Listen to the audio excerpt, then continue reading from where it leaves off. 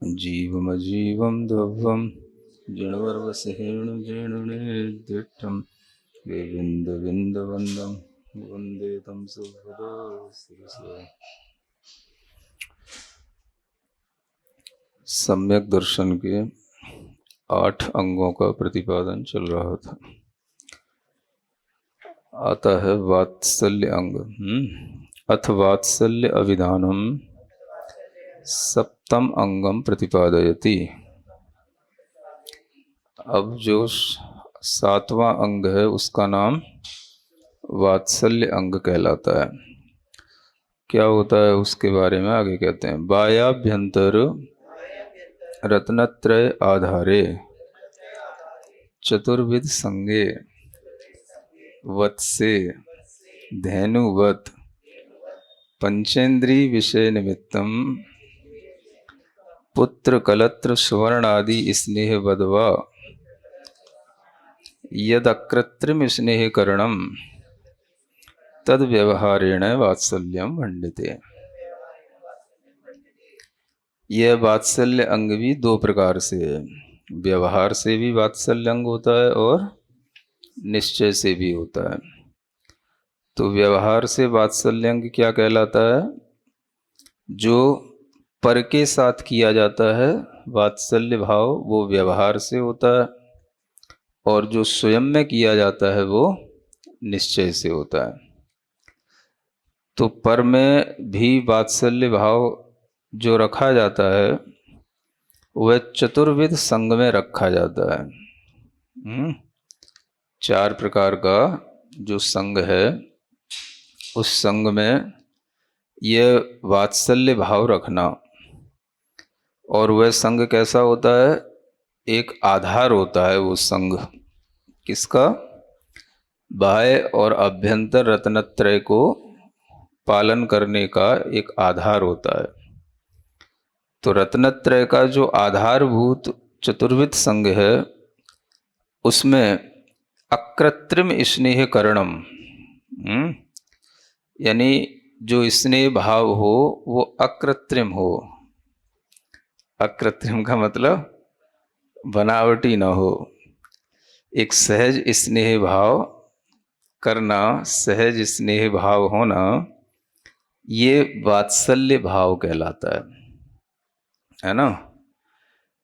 तो वह सहज कैसा? तो चूंकि ये धर्म का अंग है तो धर्मात्माओं के प्रति ये वात्सल्य भाव होना चाहिए। रत्नत्रय का आधारभूत जो चतुर्विध संग उसके लिए। अब उदाहरण व्यवहारी जनों को वही दिए जाएंगे जिसमें वो लगे रहते हैं, है ना। तो जैसे पंचेंद्रिय के विषयों के निमित्त, है ना, पुत्र कलत्र सुवर्ण आदि का स्नेह जिस तरह से लोगों में रहता है। क्या सुना? लोग अपने ही घर परिवार के पुत्र पत्नी धन आदि में भी स्नेह रखते हैं ना। तो वो जो स्नेह जिस तरह से उनका भी एक अपने परिवार में अकृत्रिम स्नेह होता है, सहज होता है, तो वह होता है उनका पंचेंद्रिय विषयों के सुख के लिए होता है। तो इसी तरह का अकृत्रिम स्नेह चतुर्विध संग में होना, तो वह स्नेह ही वात्सल्य अंग के भाव में परिवर्तित हो जाता है। मतलब जैसा स्नेह घर के लोगों के साथ होता है वैसा ही चतुर्विध संग के लोगों के साथ हो तो वही स्नेह क्या कहलाएगा? वात्सल्य कहलाएगा। क्योंकि वो धर्म भाव के साथ जुड़ गया। और वैसे वो केवल आपके अपने पुत्र कलत्र आदि के साथ में है तो वह पंचेंद्रिय विषय के निमित्त से जुड़ा। तो वही स्नेह एक तरफ राग भाव के साथ पाप का कारण बनता है, और वही स्नेह दूसरी तरफ धर्म का आधार होने के कारण से धर्म का कारण बनता है। तो स्नेह में ये अंतर होता है। स्नेह तो वही रहता है ना। इसलिए जब कोई व्यक्ति भीतर से धर्म भाव को करता है तो वह अपने ही भावों को परिवर्तित कर लेता है। आधार बदलने से ही सब कुछ बदल जाता है ना। स्नेह का आधार क्या है, किससे स्नेह कर रहे हो? तो अगर आप चतुर्विध संघ से स्नेह कर रहे हो तो वो धर्म का वात्सल्यंग कहलाएगा। और अपने ही पुत्र और रिश्तेदारों से कर रहे हो तो वो राग भाव कहलाएगा। है ना। तो धर्म केवल बस ऑब्जेक्ट जैसे ही डाइवर्ट होता है, ऑब्जेक्ट चेंज हुआ तो आपके भीतर की क्रिया है वो भी चेंज हो जाएगी, है ना। और वो भी जो है फिर वो उसका प्रभाव भी उसी तरह का पड़ेगा जैसा सामने आपके ऑब्जेक्ट होगा। तो इसलिए देखा जाए तो व्यवहार धर्म में चीजें वही रहती हैं, बस थोड़ी सी डाइवर्ट होती हैं। घर परिवार धन दौलत सोना चांदी इससे थोड़ा सा डाइवर्ट होकर के वही स्नेह धर्म के आधारभूत जो चीजें हैं उनसे जुड़ जाता है, तो वही वात्सल्य भाव में आ जाता है। तो ऐसा स्नेह होना चाहिए। एक और उदाहरण देते हैं, वत्से धेनुवत। जैसे बछड़े में गाय का स्नेह होता है ना। बछड़े में जैसे गाय को स्नेह होता है। एक बात समझने की ये है, वत्स में धेनुवत ऐसा लिखा है, मतलब बछड़े में गाय का जैसे स्नेह होता है।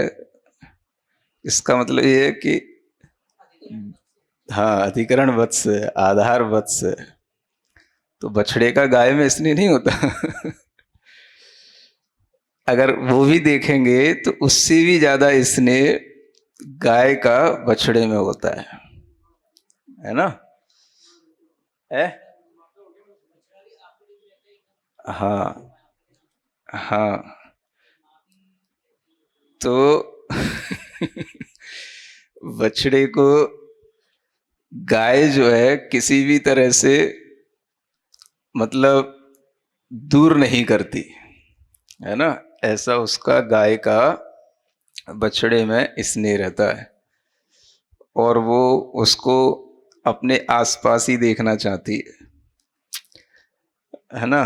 देखा है ना कभी, इसलिए कि तो कहता हूँ गैया भी पाला करो कभी कभी। तो ये फीलिंग भी आने लगती है जब आप गाय बछड़े का स्नेह देखें कि बछड़ा थोड़ा सा भी कहीं उसको दिखाई ना दे, दूर हो जाए, तो गाय अपने आप चिल्लाने भी लग जाती है ना। तो उसकी आवाज़ सुन करके वो तुरंत उसके पास आ जाता है। तो इस तरह का जो एक अकृत्रिम स्नेह कहलाता है, ये बनावटी नहीं है ना। ऐसा ही सहज स्नेह भाव जब धर्म के आधार से होता है तो वही वात्सल्य भाव कहलाता है।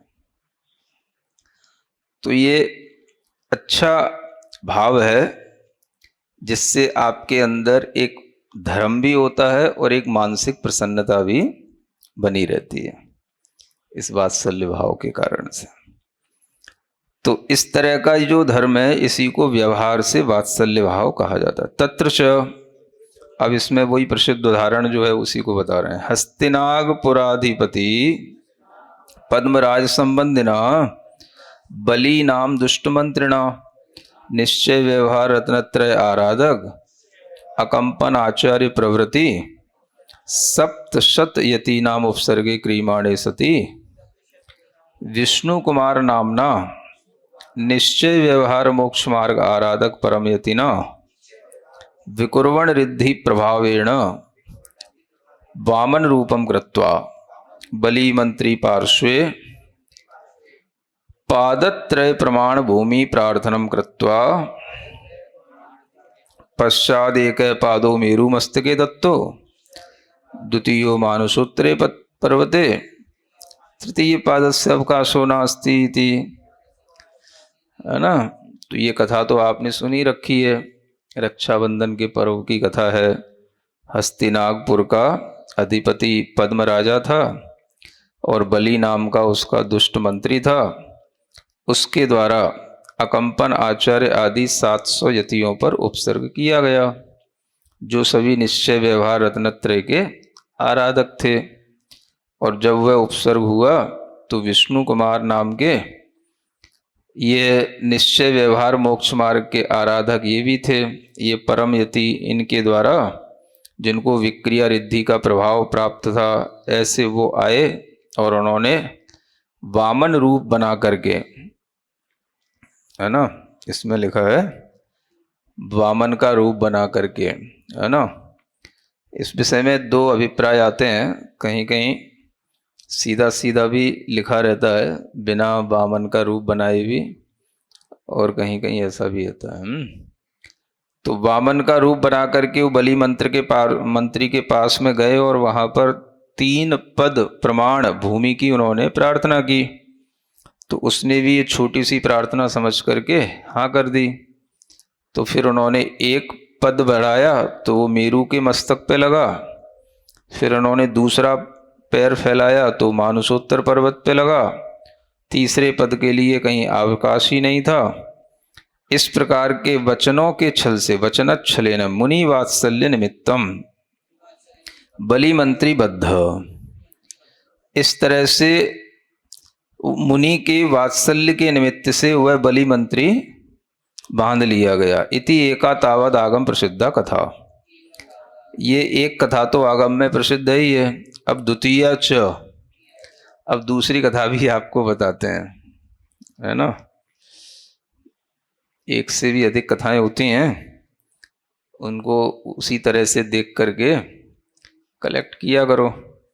तो दूसरी कथा यहाँ पर बताई जा रही है। मतलब इन्हें, फिर इसका मतलब यह है कि ना उपगुहन आदि अंगों की और दूसरी कथाएं मिली नहीं होंगी। एक रुद्र की कथा तो लिखी थी, चेलना की। सबके विषय में 2-2 कथाएं तो नहीं आई। अमूढ़ दृष्टि अंग में नहीं आई। निर्विचिकित्सा अंग में तो दे ही दी थी रुक्मणी महादेवी की कथा दूसरी। एक अमूढ़ दृष्टि अंग में ही नहीं है, उपगुहन में भी रुद्र की और चेलनी महादेवी की कथा भी आई, और स्थितिकरण में नहीं आई। अमूढ़ दृष्टि में और स्थितिकरण में अब आप लोग ढूंढना, ठीक है। हाँ, ये भी एक चिंतन का विषय है कि कोई दूसरी कथा कहाँ अमूढ़ दृष्टि में फिट हो सकती है या स्थितिकरण में, तो मिल भी सकती है इस तरह की कथा। तो ये दूसरी कथा, दसपुर नगराधिपतेर वज्रकर्ण नामना, ये दूसरी कथा जो दसपुर नगर का अधिपति था वज्रकर्ण नाम का। ये दसपुर नगर चले गए मंदसौर वाले, हाँ, मंदसौर को ही दसपुर कहते हैं, है ना। हाँ, ये दसपुर नगर कहलाता है। तो दसपुर नगर का अधिपति वज्रकर्ण नाम का एक राजा था। उज्जैनी नगराधिपतिना सिंगोदर महाराजे ने जैनो अयम मम नमस्कारम न करोति इति मत्वा। अब उज्जैनी नगरी का एक राजा था, उसका नाम था सिंगोदर। तो उसने यह जैन है और मुझे नमस्कार नहीं करता है ऐसा मान करके दसपुर नगरम परिवेष्ट्य घोरोपसर्गे क्रियमाणे, उस समय पर उस सिंगोदर नाम के राजा ने दसपुर नगर को घेर लिया और उसके ऊपर घोर उपसर्ग किया। भेद वेद रत्नत्रय भावना प्रियण राम स्वामिना। अब देखो, भेद वेद रत्नत्रय की भावना जिनको प्रिय है, ऐसे राम स्वामी ने वज्रकर्ण वात्सल्य निमित्तम सिंगोदरो बद्ध इति, वज्रकर्ण के वात्सल्य के निमित्त से सिंगोदर को बांध लिया, है ना। यानी वज्रकर्ण के प्रति उन श्री राम को ऐसा वात्सल्य भाव आया कि यह जैन होने के कारण से किसी अन्य को नमस्कार नहीं करता, तो अच्छी बात है, इसको ये क्यों परेशान कर रहा है, क्यों इसका राज्य इसने घेर लिया है सिंगोदर ने। तो इस तरह से उन्होंने उसके साथ युद्ध करके उसको बांध लिया, पकड़ लिया। इति रामायण मध्ये प्रसिद्धा इयं वात्सल्य कथा इति। इस तरह से रामायण में यह प्रसिद्ध है वात्सल्य की कथा। ये भी एक वात्सल्य ही है कि कोई भी साधर्मी भाई जो धर्म का आराधक है, अगर उसके ऊपर कोई दूसरा व्यक्ति उपद्रव करता है, कष्ट करता है, उसको देता है, तो आप उस धर्मात्मा के लिए जितना बन सके उसके बचाव करें, उसको उस कष्ट से बाहर निकालें। ये भी जो है वात्सल्य भाव कहलाता है। तो केवल ऐसा ही नहीं समझें कि जब कोई बड़ा बड़ा उपसर्ग आएगा मुनि महाराज के ऊपर तभी कोई वात्सल्य भाव प्रकट होगा, जैसे विष्णु कुमार मुनि ने किया था। ये भी इस तरह से होता है कि कोई सामान्य श्रावक भी अगर कहीं किसी कारणवश, वो धर्मात्मा तो है लेकिन मान लो उसी के धर्म के ही कारण से वो परेशान हो गया हो, उसी धर्म के ही कारण से उसके लिए कोई अपवाद कर दिया हो या उसको परेशान किया जा रहा हो, है ना। तो कई बार ऐसा होता भी है कि जो लोग कुछ धर्म आदि करते हैं तो कई लोग उसको जानबूझ करके भी परेशान करते हैं, है ना। तो इस तरह की परेशानी देख करके उस धर्मात्मा को उस परेशानी से बाहर निकालना सामान्य श्रावकों के बीच में भी होता है, तो उसको भी वात्सल्य भाव समझना चाहिए, है ना। धर्मात्मा के प्रति स्नेह भाव रख करके कि इसके धर्म पालन के लिए कोई भी व्यक्ति आपत्ति दे रहा है तो इसमें इसके धर्म की गलती नहीं है, ये धर्म पालन कर रहा है इस बात की गलती नहीं है, ये तो इसका अच्छा भाव है, और ऐसा सोच करके उसको सपोर्ट करना और उसको किसी भी तरह से आपत्ति से बचाना, ये भी वात्सल्य भाव है ना।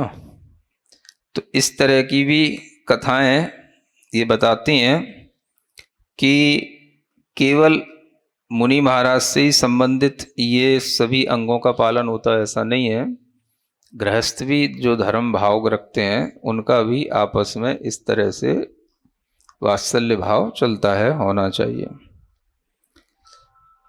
और यहाँ पर भी राम स्वामी के लिए जिनको भेद वेद रत्नत्रय की भावना प्रिय है ना, क्योंकि सम्यक दृष्टि जीव को भेद वेद रत्नत्रय प्रिय होता है।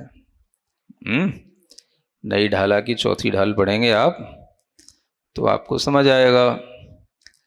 रत्नत्रय ही मन भाता, ऐसा एक पंक्ति आती है शुरू में ही, रत्नत्रय ही मन भाता। जो सम्यक ज्ञानी हो जाता है सम्यक दर्शन होने पर, तो उसके लिए रत्नत्रय मन भाता, है ना, ये उसकी पहचान है। तो रत्नत्रय मन भाने का मतलब है कि रत्नत्रय उसके लिए प्रिय हो जाता है, तो वह हमेशा रत्नत्रय की भावना करता है ना। इसी को बोलते हैं भेद वेद रत्नत्रय की भावना प्रिय व्यक्ति। तो ये भी सम्यक दर्शन के अंग की पहचान है कि श्री राम स्वामी भले ही वन में भ्रमण कर रहे हैं लेकिन उन्हें भी रत्नत्रय की भावना प्रिय है। ये भी उनका टाइटल याद रखना चाहिए। तो जो भी सम्यक दृष्टि जीव होते हैं, धर्मात्मा जीव होते हैं, धर्मानुराग रखते हैं और चतुर्विध संघ से राग रखते हैं, मुनि महाराज से राग करते हैं, वो भी ये भेद वेद रत्नत्रय की भावना प्रिय वाले लोग कहलाएंगे, है ना। तो इससे ये भी समझा जा सकता है भावना तो होनी ही चाहिए। तो भावना होने का मतलब ही है कि हाँ, आपके द्वारा जो भाव है ग्रहण किया गया है वो हमारे लिए भी अच्छा है, इसी का नाम भावना की प्रीता है। तो ये सब व्यवहार का वात्सल्य भाव कहलाता है। ये सब क्या है? व्यवहार से, क्योंकि हम दूसरे से कर रहे हैं। पराश्रित जो होता है वो सब व्यवहार होता है, और स्वाश्रित जो होता है वो सब निश्चय होता है। अब इसी को निश्चय में कैसे डालेंगे? तो निश्चय वात्सल्यम पुनस्तस्यैव व्यवहार वात्सल्य गुणस्य सहकारित्वेन धर्मे दृढ़त्वे जाते सति मिथ्यात्वरागादि समस्त सुवासो बहिर्भावेषु प्रीतिम त्यक्त्वा। अब ये जो निश्चय वात्सल्य है ये पुनः कहाँ से आएगा? तो जो व्यवहार वात्सल्य गुण था उसी के सहयोग से आएगा, है ना। इस कथन से सभी 8 अंगों में जहाँ व्यवहार और निश्चय घटाया है उससे यह कंक्लूजन निकालना कि 8 ही अंगों में व्यवहार गुण को सहकारी पने से स्वीकार करके फिर निश्चय धर्म की बात की है ना। इससे क्या प्रूव होता है कि व्यवहार के सहयोग से ही आप निश्चय धर्म की आराधना कर सकते हैं।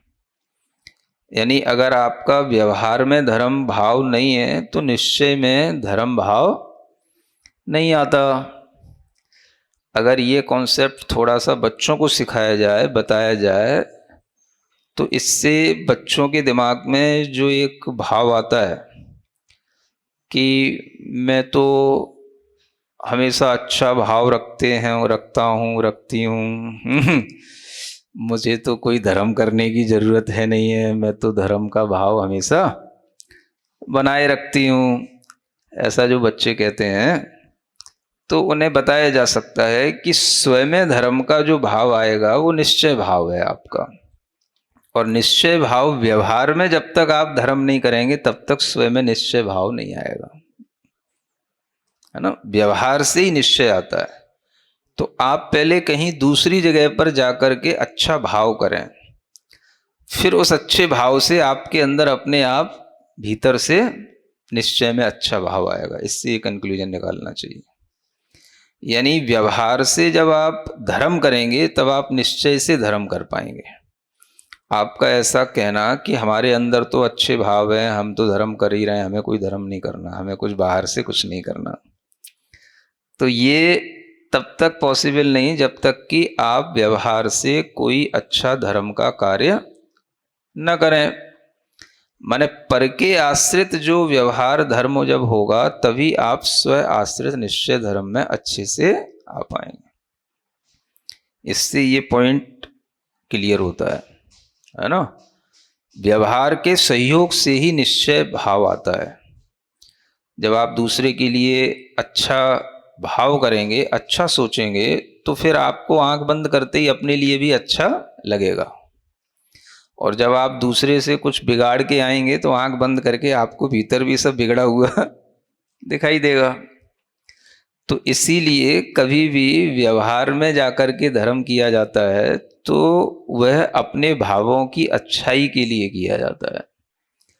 अब आप कहो कि बिना व्यवहार के ही हम अपने अच्छे भाव कर लेंगे, तो वो पॉसिबल नहीं है।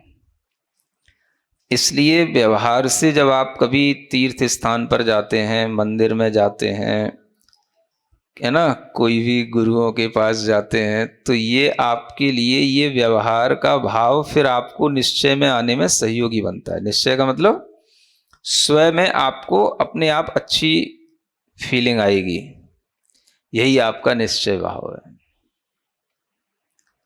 समझ रहे हैं? तो ये इससे निश्चित होता है कि निश्चय करने वाले जो लोग हैं केवल निश्चय नहीं कर सकते हैं जब तक कि उनके सामने व्यवहार सही न हो।